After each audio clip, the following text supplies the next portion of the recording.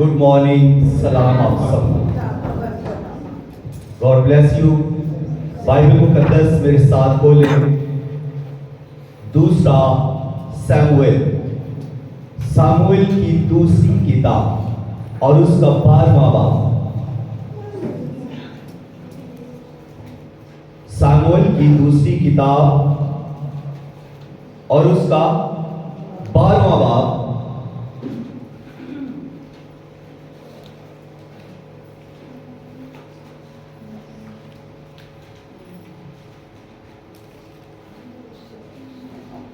पंद्रहवीं आयत से खुदा के कलाम में से देखेंगे। और खुदावंद ने उस लड़के को जो ओरिया की बीवी के दाऊद से पैदा हुआ था मारा, और वो बहुत बीमार हो गया। इसलिए दाऊद ने उस लड़के की खातिर खुदा से मिन्नत की और दाऊद ने रोजा रखा और अंदर जाकर सारी रात जमीन पर पड़ा रहा।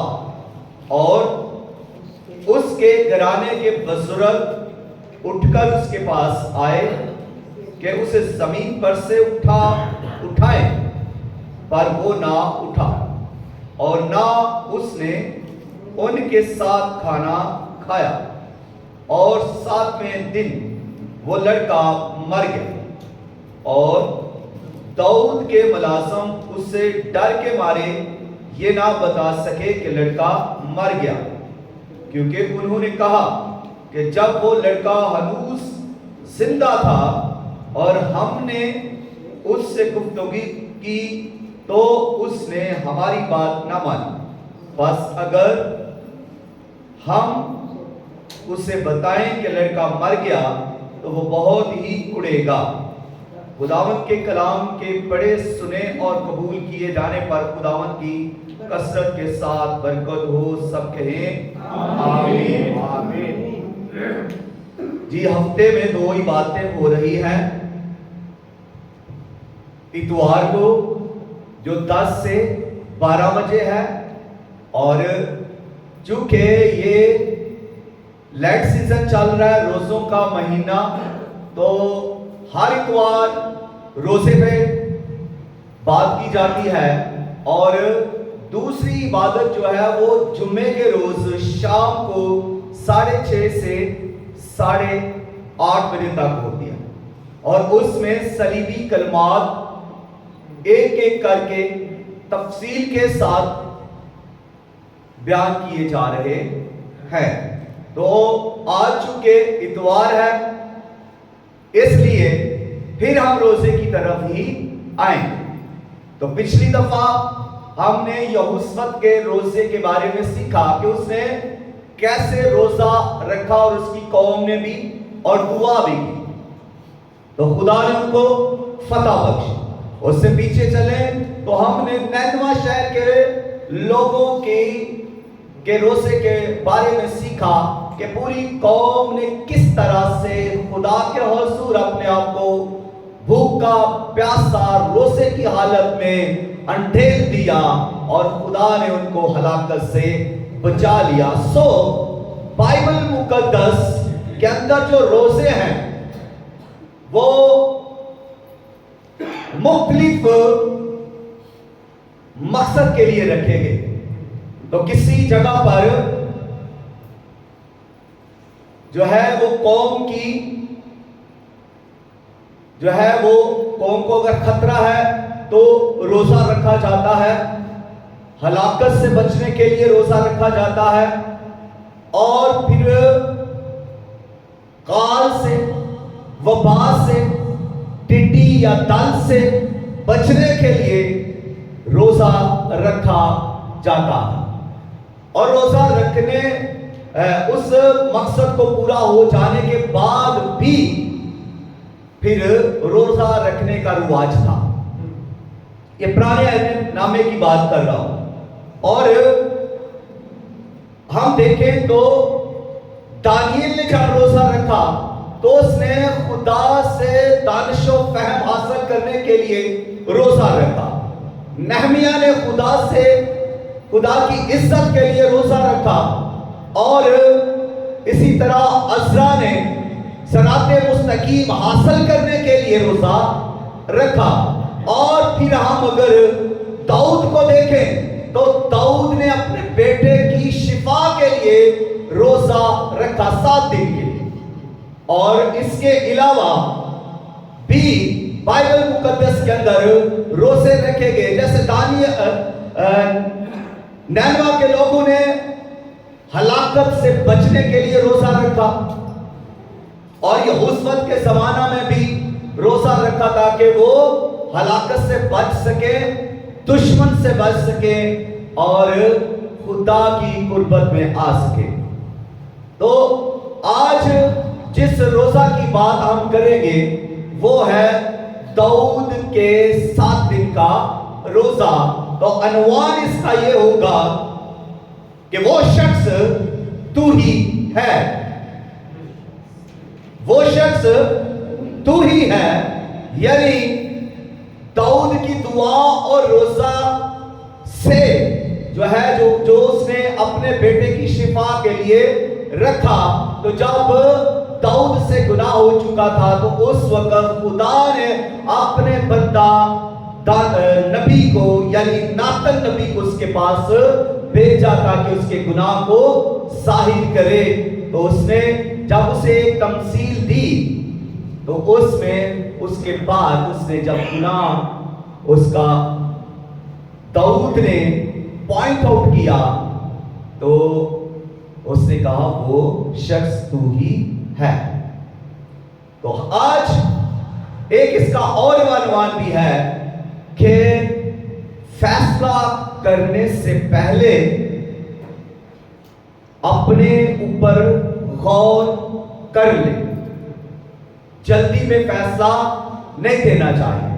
तो बात मैसेज को आगे बढ़ाते हुए हम सबसे पहले ये देखेंगे कि इंसान जो है वो कोई भी हो, बादशाह हो, वजीर हो, मशीर हो, आलम हो, फासल हो, पढ़ा लिखा हो, अनपढ़ हो, झोपड़ी में रहता हो, महल में रहता हो, कहीं भी उसका कैसा भी स्टेटस हो, ताकत रखता हो या कमजोर हो, हर शख्स गुनाह कर सकता है, हर शख्स से गुनाह हो जाता है। और ये तयशुदा बात है, लोग आज भी गुनाह कर रहे हैं और सदियों से लोग, शुरू से लोग गुनाह करते ही आए हैं। और दूसरी बात इसमें यह है कि वो गुनाह छुप नहीं सकता। गुनाह अगर कोई शख्स कर लेता है, दुनिया से छुपकर गुनाह करता है कि किसी को पता ना चले तो भी खुदा उसे गुनाह करते हुए देख रहा होता है। खुदा से उसका गुनाह नहीं बच सकता, ना छुप सकता है। और तीसरी बात, तौबा, जब कोई शख्स, कोई गुनाहगार शख्स तौबा करता है तो खुदा उसे रद्द भी नहीं करता। तौबा करने वाले शख्स को खुदा माफ कर देता है, रद्द नहीं करता। खुदा इंसान की तरह कर नहीं जाता कि मैं तुझे माफ नहीं करूंगा। बाइबल मुकद्दस को आप पढ़ें, पैदाइश से लेकर मुकाशा तक खूब स्टडी करें, आपको हर जगह पर यह मिलेगा कि खुदा रहीम है, खुदा शफकत से भरा हुआ है, खुदा मोहब्बत से भरा हुआ है, खुदा की सिफ्त है कि वह रहम करता है, खुदा रहीम बाप है और वो पितराना शफकत फरमाता है।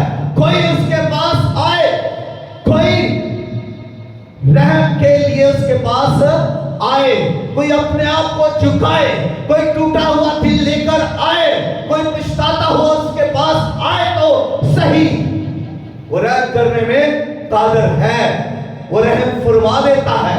उसने उम्मतों पर रहम कर दिया,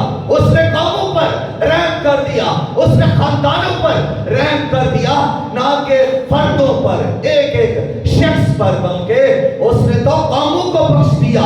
नैनवा लोग कितने लोग थे? लाखों के हिसाब से।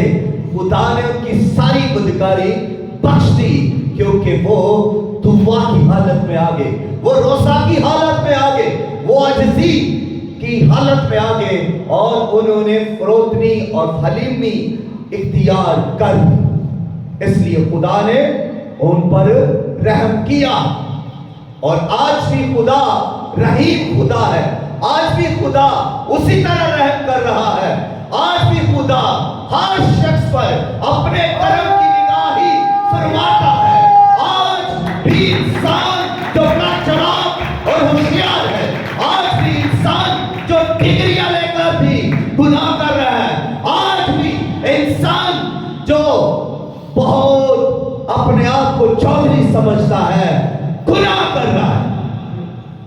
और जब इंसान गुनाह कर रहा है तो फिर उसको माफी की जरूरत है, फिर उसको आज इख्तियार करने की जरूरत है, फिर उसको रोजा रखने की जरूरत है, फिर उसको खुदा के हुजूर अपना टूटा हुआ दिल, पशेमान दिल बिछाने की जरूरत है, ताकि खुदा उसकी तरफ मुतवज्जो हो, खुदा उसकी तरफ रजू करे। और जब खुदा रजू करेगा तब खुदा माफ करेगा। लेकिन खुदा के रजू करने से पहले उस गुनाहगार का रजू करना जरूरी है। मैंने कहा खुदा माफी मांगने वाले शख्स को रद्द नहीं करता। कैसा भी गुनाह हो, बड़े से बड़ा भी गुनाह हो जाए, तब भी माफी मांगने वाले गुनाहगार को खुदा रद्द नहीं करता, बल्कि उसके गुनाह को माफ कर देता है। दाऊद से गुनाह जब हुआ, एक ऐसा वाक्य, दाऊद अगरचे बादशाह था, दाऊद अगरचे नबी था, दाऊद पर खुदा का मसा था, दाऊद पर खुदा का रूह था, दाऊद जंगजू था, और दाऊद की तलवार से कोई बच नहीं सकता था। दाऊद ने लाखों को मारा, और दाऊद जबरदस्त सूरमा भी था, दाऊद वर्शिपर भी था, और दाऊद खुदा के दिल के पसंद या उसके मुवाफिक, दिल के मुवाफिक भी था। दाऊद तरन्नुम के साथ गाता था, दाऊद साज के साथ हमद करता था, दाऊद खुदा की सिफतों को गाता था, दाऊद खुदा की रहमत को गाता था, दाऊद खुदा की शफकत को गाता था। दाऊद जब गाता था तो वो पूरे दिलो जान से खुदा की हमद करता था, और उसमें खुदा की शुक्रगुजारी करता रहता था।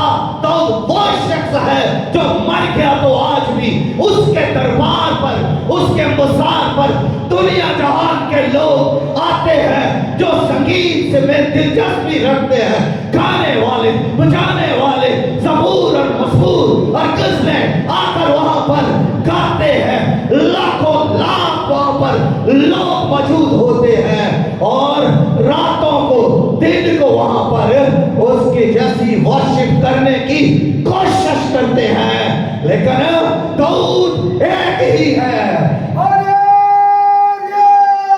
जो खुदा के दिल के मुवाफिक था। दाऊद एक ही था जो इस कदर खुदा की करीब था। हालेलुया। दाऊद से भी गुनाह हो गया। भाई जो तरह तरह के सांस बुझा रहा है, गुनाह हो गया। जो कलाम को, खुदा के कलाम को गा गा कर, सिफ्तों को गा गा कर बयान कर रहा है, गुनाह हो गया। एक वक्त आया वो बदी में घिर गया, एक वक्त आया वो गुनाह में पड़ गया, आंखों के गुनाह ने उसे घेर दिया। और उसने क्या गुनाह किया? उसने हित्ती ओरिया को मरवा दिया, कत्ल करवा दिया। हित्ती ओरिया को, जो एक सिपाही था, उसकी जंग में उसके साथ, फौजियों के साथ लड़ता था, उससे उसकी बीवी को उसने देखा, उसका दिल उस पर फरेख्ता हुआ, उसको इन्वॉल्व हुआ, उसने उसके साथ ज़नाकारी की। ये उसका दूसरा गुनाह। पहले उसने उसके साथ ज़ना किया, फिर उसके हस्बैंड को, शौहर को मरवा दिया, कत्ल करवा दिया। गुनाह हो गए। हुक्म दो टूट गए, 10 हुक्मों में से 2 टूट गए। तू ज़ना ना करना, तू कत्ल ना करना, दोनों गुनाह हो गए। खुदा इन्वॉल्व हुआ, खुदा ने अपने नबी को उसके पास भेजा। उस वक्त उस जमाने के में, उस दाऊद के जमाना में नातन नबी को खुदा ने उसके पास भेजा। उसने उसके साथ बात की और उसने इस तरह से उसको बात की। उसने डायरेक्ट उससे नहीं कहा कि तूने गुनाह किया है, उसको डायरेक्ट नहीं कहा उसने कि तूने ज़ना किया है, तूने कत्ल करवाया है, बल्कि चूंकि दाऊद एक बादशाह था, उसकी एक दहशत थी, उसके पास एक इख्तियार था, उसके पास ताकत थी, और इसलिए नबी ने दानिशमंदी से काम किया, हिकमत इख्तियार की, और वो जा गया और दाऊद के पास एक पैराफल लेकर गया, एक तमसील लेकर गया, एक कहानी के जरिए से उसको बताया। उसने उसको कहानी से सुनाई, इसी चैप्टर के अंदर है, आप इसको पढ़ सकते हैं। उसने कहा एक शहर में एक शख्स था, उसके पास एक शहर में 2 शख्स थे, एक अमीर शख्स था, एक गरीब शख्स था। अमीर शख्स के पास बहुत सारी भेड़ें थी, बहुत सारा गल्ला था, और गरीब शख्स के पास एक ही भेड़ थी जो उसे बड़ी प्यारी थी, जो उसके साथ खाती थी, जो उसके साथ पीती थी, जो उसके साथ रहती थी, जो उसके गोद में सोती थी, जो उसे बच्चों की तरह प्यार करता था। और उस शख्स ने, मीर शख्स ने क्या किया, जब उसके एक मेहमान आया, एक मुसाफिर उसके घर में आया मेहमान, तो उसने अपनी भेड़ों में से भेड़ नहीं ली, उसने अपने रेवड़ में से कुछ ना लिया, लेकिन उसने गरीब की वो एक भेड़ लेकर उसे ज़िबा कर दिया और उसे ज़िबा कर दिया, उसकी भेड़ को ले लिया। ये कहानी सुनकर दाऊद गुस्से से भर गया, दाऊद कहर में आ गया। दाऊद इससे पहले कि फैसला देता उसने कुछ ना सोचा, वो गुस्से की हालत में उसने फैसला किया। उसने फैसला ये किया, पहली बात कि ये वाजिबुल कत्ल है। ये अमीर शख्स क्या है? वाजिबुल कत्ल है। दाऊद कह रहा है सजा सुना है। दूसरी बात कि ये 4 गुना अदा करेगा, इसको 4 गुना देना पड़ेगा। ये फैसला जब वो सुना रहा है, ये सजा जब वो उस सुना रहा है, तो वो अमीर आदमी के लिए ये सजा सुना रहा है, लेकिन उसको ये पता नहीं कि वो सजा अपनी खुद मुकर्रर कर रहा है। बस खुदा के नबी ने ये कहा कि वो शख्स तू ही है। अनुवाद क्या था? वो शख्स तू ही है। तो उसने कहा वो शख्स तू ही है। और ये दलेरी, ये नबी की दलेरी है। और जब उसने कहा कि वो शख्स तू ही है, तो फिर दाऊद का सीना जो है वो चीरा गया, उसका दिल जो है वो चीर गया, उसका दिल जो है वो फट गया। उसने अपने जुर्म का इकरार किया, और उसने कहा, हाँ मैंने खुदावंद का गुनाह किया है। उसने कोई बहाना नहीं लगाया, उसने कोई उज़्र नहीं किया, उसने कोई चुप भी नहीं किया, बल्कि उसने डायरेक्ट अपने गुनाह को मान लिया। उसने उस सारी स्टोरी में उसने जान लिया कि ये जो शख्स था वो मैं ही।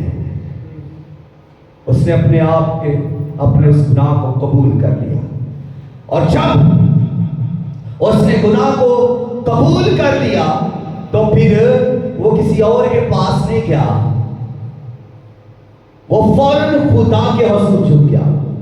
उसने खुदा से माफी मांगी, वो खुदा की तरफ मुतवज्जो हुआ, उसने खुदा से नहीं मांगा, उसने खुदा के हुज़ूर अपने आप को ढेला और अपने गुनाह का इकरार करके पशेमान दिल के साथ झुक गया। टूटे हुए दिल के साथ खुदावंद के हुज़ूर आ गया और खुदावंद को पुकारने लगा, ऐ खुदावंद, अपनी रहमत की फरावानी से मुझे याद कर और मुझ पर रहम कर। अपनी शफ़क़त की फरावानी के मुताबिक मुझ पर रहम कर, फज़ल नाल ऐ रब। तो ये क्या है? ये उस वक्त ये गीत लिखा जाता है, 51 ज़बूर जो है इस दाऊद की माफी पर लिखा जाता है। मेरे अंदर पाक दिल पैदा कर और मेरे होठों को पाक कर, ताकि तेरी तमजीद करे। तमजीद वो पहले भी करता था, हमद वो पहले भी करता था, लेकिन अब वो क्या कह रहा है? मेरे होठों को पाक कर, मेरे दिल को पाक कर, मेरे अंदर असरे नौ सर मुस्तकीम रूह को डाल दे, अपनी हजूरी से मुझे खारिज ना कर। क्योंकि वो दाऊद खुदा की हजूरी का आदी था, वो उसको पता था खुदा की हजूरी में रहना कितना बाबरकत है, उसको पता था खुदा की हजूरी में रहना किस कदर इत्मीनान का बायस है।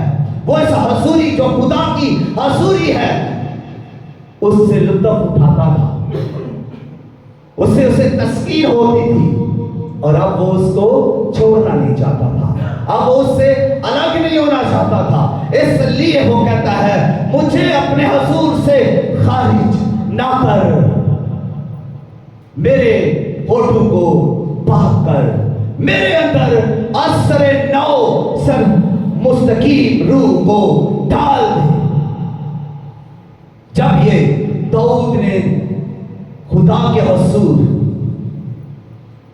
रहम की दुआ की, खुदा ने भी उसको माफ कर दिया, खुदा ने उसे बहाल कर दिया, माफ कर दिया। खुदा माफ करने वाला खुदा है, खुदा हमेशा माफ करता आया है, खुदा हमेशा माफ करता रहता है और करता ही रहेगा। फी ज़माना खुदा माफ करने वाला खुदा है। कोई माफी मांगे तो, कोई खुदा के हुजूर में आए तो, और जब माफी हो चुकी है तो उसके बावजूद भी दाऊद की जिंदगी में फिर एक और काम हुआ, और वो ये काम, नातन नबी ने उससे एक चीज कही कि तूने गुनाह किया। दूसरी बात उसने की कि तेरा गुनाह माफ हो गया है। ये नबी कह रहा है उसको, दाऊद को, कि तेरा गुनाह माफ हो गया है।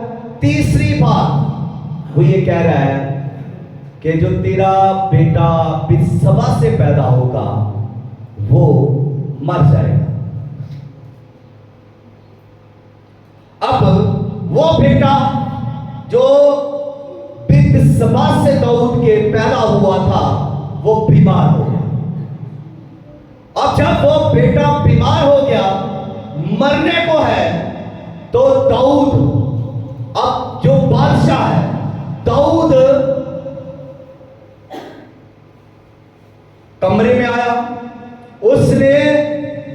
दुआ शुरू की। यहाँ पर जो हमने पैसेज पढ़ा, यहाँ इसकी खास 3 चीजें हैं देखने वाली।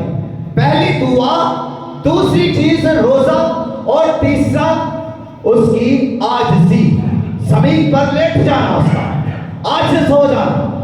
अब ये सब कुछ वो अपने लिए नहीं कर रहा, अब वो ये दुआ अपने लिए नहीं कर रहा, अब वो ये दुआ अपने बेटे की जान बचाने के लिए कर रहा है। जब उसका बेटा बीमारी में मर रहा है तो अब वो खुदा के हुजूर में है और आजिज़ी के साथ दुआ कर रहा है। अब उसकी दुआ जो है वो दर्दमंदी के साथ दुआ है, अब उसकी दुआ जो है वो आजिज़ी के साथ दुआ है, अब उसकी दुआ जो है वो दिल सोजी के साथ दुआ है।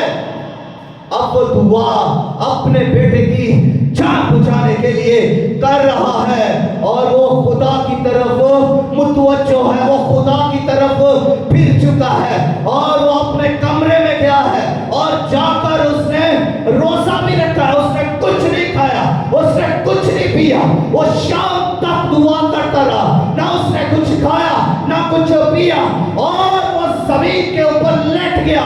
उसने अपना शाही बेड छोड़ दिया और जमीन पर लेट गया। फरोख्ती तैयार कर ली, टूटे हुए दिल के साथ वो लेट गया। वो टूटे हुए दिल के साथ पशेमानी में वो जानता था कि खुदा मेरे उस गुनाह की सजा दे रहा है, मुझे तो उसने माफ कर दिया, लेकिन गुनाह के असरात बाकी रहते हैं और खुदा से वो दुआ करता जा रहा है। खुदा के हुजूर वो रोजे की हालत में उसने जब ये सारा दिन गुजार लिया, एक दिन गुजर गया दुआया हालत में, रोजा की हालत में, आजिज़ी की सारी की हालत में एक दिन गुजर गया कि खुदा मेरे बेटे को तू शिफा दे, मेरे बेटे पर रहम कर, मेरे बेटे पर करम की निगाह कर, मेरे बेटे को याद कर, मेरे गुनाह को की सजा इसे ना दे। वो अपने बेटे के लिए एक दिन रोता रहा, उसकी आंखों में आंसू थे, उसका दिल अपने बेटे के की शिफा के लिए मचल रहा था, तड़प रहा था, बिलक रहा था, रो रहा था, दर्द उठ रहे थे, आए उठ रही थी, फरियादें उठ रही है, वो दुआ की हालत में है। वो पूरा दिन जो है ऐसी ही हालत में खुदा के हुजूर में वो रहा और उसके फिर बुजुर्ग आए और उसके अपने बुजुर्गों ने उसे वहां से उठाने की कोशिश की, लेकिन वो ना उठा। उसे उन्होंने कहा कि उठ, कुछ खा पी ले, कुछ खाना हमारे साथ खा पी ले, लेकिन उसने इनकार किया। ना वो उठा, ना उसने कुछ खाया, ना उसने कुछ पिया, वो रोजा की हालत में पड़ा रहा, वो दुआ की हालत में वहां पर झुका रहा, वो अपने बेटे की शिफा के लिए वहां पर टिका रहा। खुदा के हुजूर में वो जानता था कि मेरा खुदा जिससे मैं बात कर रहा हूँ, मेरा खुदा जिससे मैं दुआ कर रहा हूँ, रहीम खुदा है, माफ करने वाला खुदा है, शिफा देने वाला खुदा है, जिंदगी देने वाला खुदा है, बचाने वाला खुदा है, वो शफ़क़त से भरा हुआ खुदा है। वो मेरी तरफ मुतवज्जो होगा, वो ईमान से दुआ कर रहा है, वो ईमान की हालत में है और दुआया हालत में है। दूसरा दिन गुजर गया, वो दुआ में ठहरा रहा, तीसरा दिन गुजर गया, वो रोता रहा और चौथा दिन गुजरा, उसके आंसू आंखों में, उसने दुआ बंद ना की, उसने कुछ खाया ना पिया। 5 दिन गुजर गए और वो वहां पर लेटा रहा, वो खुदा की हजूरी से अलग ना हुआ, वो फरियाद करता रहा। 6ठा दिन गुजर गया, उसने अपने बेटे की जिंदगी के लिए दुआ मांगी और मांगता रहा, उसने दुआ को बंद नहीं किया और 7वां दिन भी गुजर गया। 7वें दिन भी वो अपने दिल में कुढ़ता रहा अपने बेटे की जिंदगी शिफा के लिए। वो खुदा के हुजूर ने डांट पड़ा रहा, दुखी लाचार बेबस होकर पड़ा रहा। हालांकि उसके पास ताकत थी, इन्फ्लुएंस था, उसके पास पैसा था, उसके पास दौलत थी, उसके पास इख्तियार था, लेकिन सब कुछ छोड़कर वो अपने खुदा के पास आया। हालांकि उसके मुल्क में हकीम और डॉक्टर भी थे, उस हिकमत वाले भी थे, लेकिन वो किसी के पास नहीं गया। वो अपने जिंदा खुदा के पास आया, जिसकी वो महिमा गाता था, जिसकी वो प्रशंसा करता था, जिसकी वो शुक्रगुजारी करता था, जिसके हुजूर में वो चलता था, जिसके नाम को वो जलाल देता था कि मैं लश्करों के खुदा के नाम से आया हूँ। हालेलुया। वो उसी के हुजूर में भूखा प्यासा पड़ा रहा, तड़पता रहा, सिर्फ अपने बेटे की जिंदगी के लिए खुदा के हुजूर में झुका रहा और दुआ करता ही रहा। उसके आंसू न थमे, उसकी धड़कनें जो है अपने बेटे के लिए दुआ में धड़कती रही कि शायद खुदा पर रहम करे, अगले लम्हा खुदा रहम करे, क्योंकि वो अपने खुदा की रहमत को जानता था कि खुदा रहीम है और वो मेरे बेटे को शिफा देगा। लेकिन जब 7वें रोज उसका बेटा मर गया, दाऊद उसी हालत में पड़ा हुआ है, तो उसके लोग आपस में फुसफुसाने लगे, बातें करने लगे। अब कोई जुर्रत नहीं कर रहा दाऊद के पास जाने के लिए कि उसको बताए कि तेरा बेटा मर चुका है। लेकिन ज़हीर आदमी था, सूरत हाल को जान लेता था। उसने उनकी उस फुसफुसाने को देखकर वो समझ गया कि बेटा मर चुका है। और फिर भी उसने उठकर खुदा की शुक्रगुजारी ही की। ये नहीं किया कि खुदावन मैंने बड़े गीत गाए, मैंने बड़े ज़बूर लिखे, मैंने बड़े साज बजा कर मैंने 7 दिन रोजा भी रखा, मैं गिड़गिड़ाता रहा, मैं रोता रहा, तूने मेरी नहीं सुनी। उसने खुदा की मर्जी के आगे अपने आप को अंधेर दिया। उसने कहा खुदा की ही मर्जी पूरी हो। उसने ये भी नहीं कहा खुदा तूने तो मेरा गुनाह माफ कर दिया था, फिर मेरे बेटे की जान क्यों ली। दाऊद ने कहा, दाऊद सबसे पहले उसने नहाकर कपड़े पहने, हैकल में गया, शुक्रगुजारी करके वापस आया और कहा कि खाना बनाओ। लोग हैरान हैं कि बादशाह कर क्या रहा है। जब बेटा बीमार है तब इसने खाया नहीं, जब बेटा मर गया है तब कहता है खाना लगाओ, टेबल लगाओ, मेज लगाओ, दस्तरखान लगाओ। लेकिन बोलने की किसी की जुर्रत नहीं है। खाना लग गया, वो उसने आराम से खाया। वो जानता था कि वो खुदा की मर्जी को पूरा कर रहा है। कह रहा है कि उसने तो मेरे पास अब आना नहीं, मैंने ही उसके पास जाना है। तो जो मर गया है उसके लिए अब वाह वेला करने की जरूरत नहीं, उसके लिए देगे पकाने की जरूरत नहीं, उसके लिए फ्रूट लाने की जरूरत और नहीं, क्योंकि मुर्दे ना बोलते हैं, ना खाते हैं, ना देखते हैं।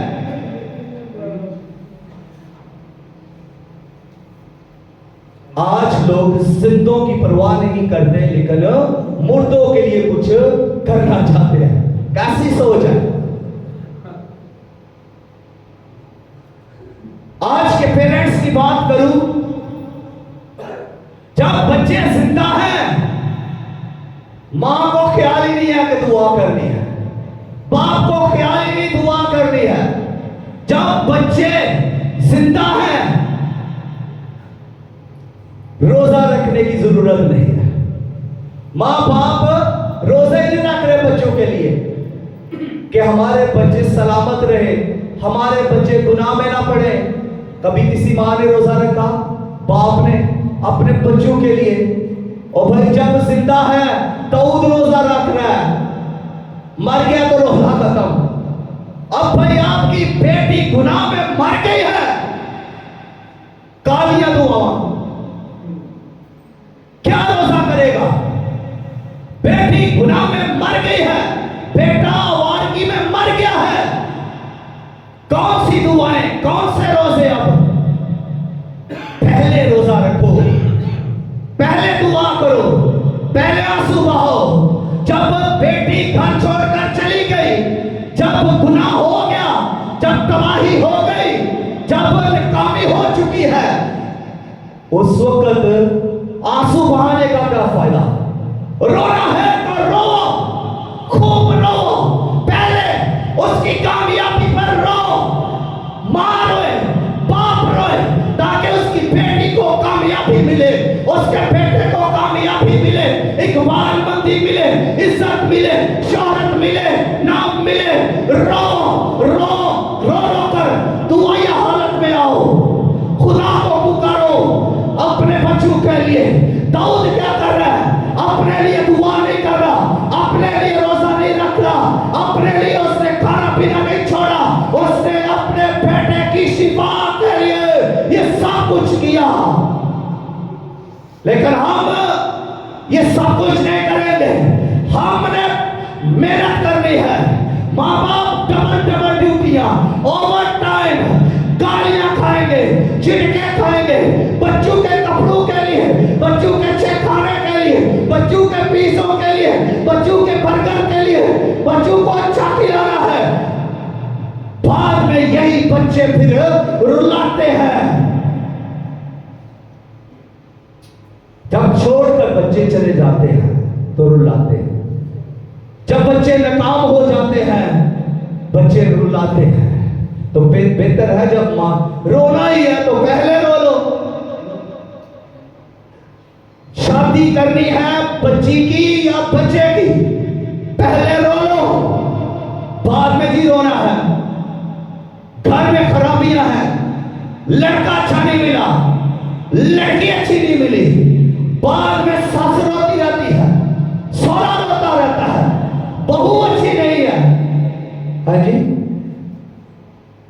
तो पहले रो लो, शादी से पहले रो लो, खूब रो खुदा के हुजूर। रिश्ता करना, खुदावंद अच्छा बेटा दे, रोजा रख लो। और भाई ना खाने खाओ, कुछ नहीं हो जाएगा, रोजा रखो, दुआया हालत में आओ। बेटी की शादी करनी है, खुदावंद रहम कर, अच्छा बेटा दे, अच्छा दुमाद चाहिए, पढ़ा लिखा दुमाद चाहिए, सुलझा हुआ दुमाद चाहिए, जो सिगरेट ना पीता हो, जो शराब ना पीता हो, जो नशा ना करता हो, जो वारा ना हो, जो बदकार ना हो। खुदावंद अच्छा बेटा दे, रूहानी बेटा दे। और दुआ करें, बार बार दुआ करें, रोजा रख कर दुआ करें, सिसक कर दुआ करें, रो रो कर दुआ करें, अपनी बेटी के लिए, अपने बेटे के लिए, अपनी बहू के लिए। भाई बहू लानी है, खुदावंद अच्छी बहू दे, खूबसूरत बहू दे, प्यारी बहू दे, जो इज्जत करे, जो प्यार करे, जो घर को संभाल ले, जो पढ़ी लिखी हो, जो समझदार हो, खुदा के हुजूर बातें करे। मांगे ऐसी बेटी को जो आपकी बहू बनने वाली है। जब मांगा ही नहीं है तो मिलेगा क्या? और भाई क्या मिलेगा? वही मिलेगा जो आके मुक्के मारेगी, वाल टूटेगी। जब मांगा ही नहीं तो वही मिलेगा ना। फिर झगड़े होंगे, लड़ाइयां होंगी, फिर कहना साड़ी बीवी रेसलर है, बहुत रेसलर है। तो भाई मांगा ही नहीं क्या? हलीम मांगो, साबर बहू को मांगो जो आकर तंग ना करे, काम भी करे। तो ये चीजें मांगने वाली हैं। हम क्या मांगते रहते हैं? मिठाई की टोकरी, गड्डी, कपड़े और इस तरह की चीजें। हमारी लिस्ट कुछ और है। और भाई वक्त के हिसाब से दुआ करो। ये बंदा दाऊद वक्त के हिसाब से दुआ कर रहा है, जरूरत के मुताबिक दुआ कर रहा है। लेकिन हमारी दुआ रटी हुई है, वही दुआ रोज, वही दुआ दोपहर में, एक दिन में 3 दफा करनी है, वही दुआ 7 बार करनी है, वही दुआ। दुआ ही नहीं बदलनी तो हालात कैसे बदलने हैं? अल्फाज होते हैं वो अल्फाज ही नहीं होते, वो आपके दिल की हालत होती है। आप जब खुदा के हजूर दुआ कर रहे होते हैं तो एक्चुअली आप अपने दिल की हालत को खुदा के सामने पेश कर रहे होते हैं। जो आपके दिल में है, जो आप चाहते हैं, जो आपको चाहिए, वो आप दुआ में खुदा के सामने पेश कर रहे होते हैं। बीवी बीमार है, शौहर क्या कर रहा है? शौहर अपने काम धंधों में फंसा हुआ है, शौहर अपने कामों में पड़ा हुआ है, शौहर दुआ नहीं कर रहा, डॉक्टर को लेके जा रहे हैं। ओ भाई, दुआ की भी जरूरत है, आजिज़ी की भी जरूरत है, तौबा की भी जरूरत है, रहम मांगने की भी जरूरत है। मेरी बीवी शिफा पा जाएगी जब दाऊद की तरह हम खुदा के हुजूर में अपने आप को अंधेर देंगे। बीवी बीमार तो पाजी ओवर टाइम लगा रहे थे, पैसे की जरूरत पै गई है तो डबल काम करना शुरू कर दिया। वो पैसे किसको दे रहे हैं? डॉक्टरों को, हकीमों को। और भाई, पर आपने 12 बरस की रोगन के बारे में किस पढ़ा होगा, जिसने अपनी सारी दौलत जो कुछ उसके पास था हकीमों में इलाज कराने के लिए उड़ा दिया, हकीम खा गए, कुछ ना बचा। तो आई किसके पास? यीशु के पास। तो बेहतर है भाई पहले यीशु के पास आए, इलाज भी करवाएं, लेकिन यीशु के पास आए, यीशु के पास आए, यीशु के पास आए। डॉक्टरों के डॉक्टर के पास आए, हकीमों के हकीम के पास आए। और जिस तरह दाऊद आया है, इसको अपनी जिंदगी में लाएं, इस कलाम को। आपको ये कलाम बड़ी मोटिवेशन देगा, आपकी जिंदगी को प्रेस कर देगा। आप पहले जैसे नहीं रहेंगे, इसको अपना लें अपनी जिंदगी के अंदर। सब लोग रोजे रख रहे हैं, लेकिन अपनी औलाद के लिए नहीं। प्रेस अपनी औलाद के लिए रोजा रखो भाई। अब कई लोग अपने लिए रोजा रख रहे होते हैं। भाई, आपका तो रोजा है, आपको तो ब्लेसिंग मिल रही है, आपको बरकत मिल रही है, आप खुदा के करीब हो रहे हैं क्योंकि आपने रोजा रखा हुआ है, आप दुआ कर रहे हैं, आपने आज से इख्तियार की हुई है, आप तो पहले खुदा के करीब जा रहे हैं।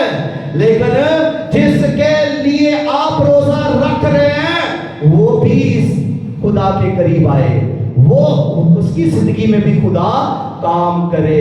आप अपनी औलाद के लिए रोजा रखे। मैं सिर्फ यहां से मैं भांगे दोहल ये कहना चाहता हूं, जब भी रोजा रखे, औलाद के लिए रोजा रखे। आज हमारी कौम के बच्चे तबाही के मोड़ पर हैं, ठीक सरकश जिंदगी छोड़ने तबाही हो रही है। लानत के नीचे कौम आ रही है, गैर कौम में शादियां हो रही है, बुरे काम रच के हमारी नौजवान नस्ल कर रही है। तो कौन बुझाएगा? मां बाप जो ने खर्चे दे रहे हैं, जो चेने पहनकर, वाल बड़े बड़े बनाकर अजीब स्टाइल में बाहर फिर रहे हैं। ये किसने दिया? ये मोटरसाइकिल किसने दी लेकर? माँ बाप ने। ये फैशन जो उसको दिया है, किसने दिया? माँ बाप ने। तो माँ बाप दुआ नहीं कर सकता उसके लिए, रोजा नहीं रख सकता उसके लिए। माँ बाप का हाथ है औलाद के बिगड़ने में। फिर कह रहा हमारी बेटी का रिश्ता नहीं हो रहा, हमारे बेटे का रिश्ता नहीं हो रहा। तो भाई इसका इलाज है, दुआ रोजा घर में शुरू कर दो, खुदा रहम करेगा, खुदा सब अच्छा कर देगा। आपकी हर जरूरत के मुताबिक खुदा अपनी रहमत नासिल फरमाएगा।